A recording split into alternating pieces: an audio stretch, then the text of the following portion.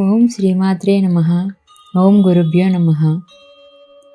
ఈరోజు మనం మాఘపురాణం 1వ అధ్యాయం మరియు మాఘమాస విశిష్టత గురించి చెప్పుకుందాం. మాఘపురాణం 1వ అధ్యాయం. సనకాది మునులు యజ్ఞం చేయ తలపెట్టుట. ఒకప్పుడు సనకాది మహర్షులు చిరకాలం జరిగే యాగం ఒకదానిని ప్రారంభించారు. ఆ యాగం కొన్ని సంవత్సరాలు జరిగింది. అటువంటి యాగాన్ని చూడాలని చాలామంది మునులు దేశం నలుమూలల నుండి ఆసక్తితో వచ్చారు. సూత మహర్షి, మీ తండ్రి గారు రోమ మహర్షుల వారు పురాణ ప్రవచనంలో ధర్మ విషయాలను వివరించడంలో సాటిలేని వారు. మా అదృష్టవశం వల్ల మీరు ఈ యాగ సందర్శనకు వచ్చినారు అని అన్నారు. అప్పుడు ఆ సూత మహర్షి ఇలా ప్రారంభించాడు. మహర్షి సత్తములారా, మీరు అడిగిన ప్రశ్న సారవంతమైనది. విశేషించి సామాన్య ప్రజానికానికి మరింతగా ఉపయోగించేది. చదువుకున్నవారు కొద్దిమంది అయినా యజ్ఞ యాగాలు జపతపాలు చేసి పాపం పోగొట్టుకుని పుణ్యం సంపాదించుకుంటారు. పూర్వం ఒకప్పుడు జగన్మాత అయిన పార్వతీదేవి పరమేశ్వరుని ఇదే విషయాన్ని అడిగిందంట. పార్వతీదేవి పరమేశ్వరునితో, విశ్వాత్మక సర్వలోకేశ్వర, ఈ మాటలు అమృతము కంటే మధురాతి మధురములై నా చెవులకు మరింత ఇంపుగా ఉన్నవి. మాఘమాస మహిమను వివరింపగోరుచున్నానని ప్రశ్నించాను. అప్పుడు పరమేశ్వరుడు, కళ్యాణి, నీవు అడిగిన విషయము గంభీరమైనది. నాకు ఇష్టరాలమైన నీకు చెప్పరానిది ఏమీ ఉందును, తప్పక చెప్పేదను, వినుము. సూర్యుడు మకర రాశిలో నుండగా మాఘమాసమున ప్రాతకాల స్నానం చేసిన వారు పాప విముక్తులై ముక్తి నందుదురు. గోవు పాదం మాత్రం మునిగియే జల ప్రవాహంలోనైనా చేసిన స్నానం అధిక పుణ్యప్రదము. ఎట్టి పాపకర్మలు ఆచరించిన వాడైనను మాఘమాస ప్రాతకాలమున అందు స్నానం ఆడినచో వాని పాపములను మేము నశింపజేయదమని జలములు ఘోషించుచున్నవి. మాఘస్నానం చేసిన వానికి సంసార భయం లేదు. ఆడంబరము కొరకు గాని భయంచే గాని బలవంతంగా గాని మాఘస్నానం చేసిన వాడు పాప విముక్తుడై పుణ్యాత్ముడగును. అసక్తుడు తాను మాఘస్నానం చేయలేకపోయినచో స్నానం చేసిన వానికి దక్షిణనిచ్చి వాని నుండి స్నాన ఫలమును పొందవచ్చును. దిలీపుడు మాఘమాస విశిష్టత ఏమిటి అని అడుగుట. దిలీపుడైన మహారాజు పెక్కు యాగమును చేసిన ఉత్తముడైన ప్రజాపాలకుడు. ఇతడు ఒకనాడు వేటకు పోయెను. అనేక మృగములను వేటాడి అలసిపోయెను. మనోహరమైన సరస్సును ఒక దానిని చూచి అచట కొంతకాలము విశ్రమించి తన నగరమునకు ప్రయాణమయ్యెను.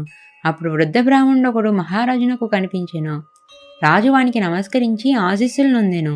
ఆ బ్రాహ్మణుడు, మహారాజా, పరమ పవిత్రమైన మాఘమాసమున నీ సరస్సున స్నానము చేయకుండా పోవచున్నావేమి? మాఘమాసమున స్నానము పుణ్యమునిచ్చునను ఎరుగువా అని ప్రశ్నించెను. రాజు మాఘస్నాన మహిమను చెప్పడని కోరెను. రాజా, నీవిప్పుడు సరస్సున తప్పక స్నానం చేసి పొమ్ము.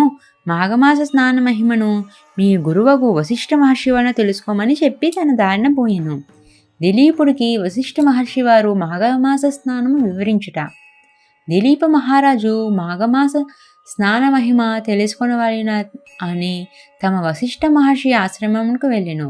గురువును దర్శించి నమస్కరించి మాఘమాస స్నాన మహిమను తెలుపగోరెను.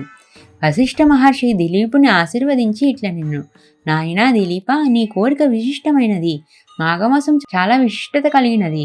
మాఘమాసమున ప్రాతకాలమున చేసిన స్నానమే సర్వపాపములు పోగొట్టి అక్షయములైన పుణ్యఫలములనిచ్చును.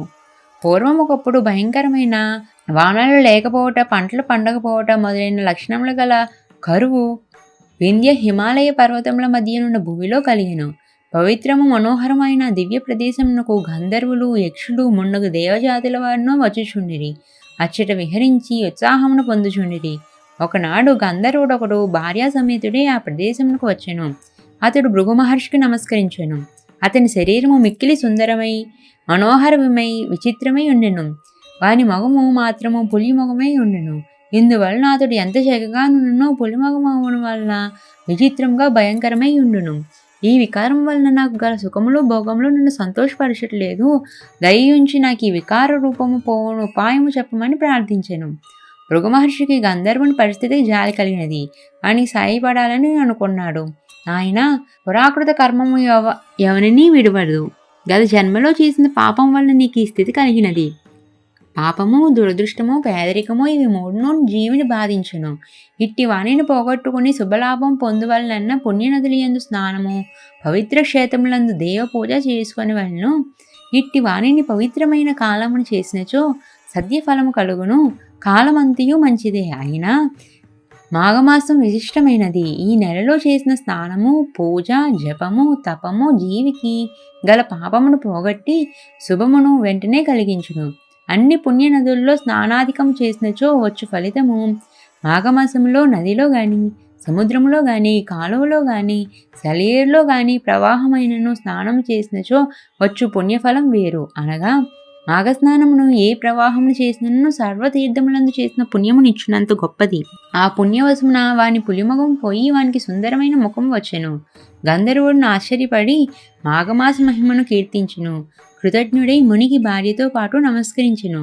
అతని ఆశీర్వాదము నొంది తన భార్యతో పాటు తన లోకమును కరిగెను. దిలీప మహారాజా, మాఘస్నాన మహిమను గమనించితివా?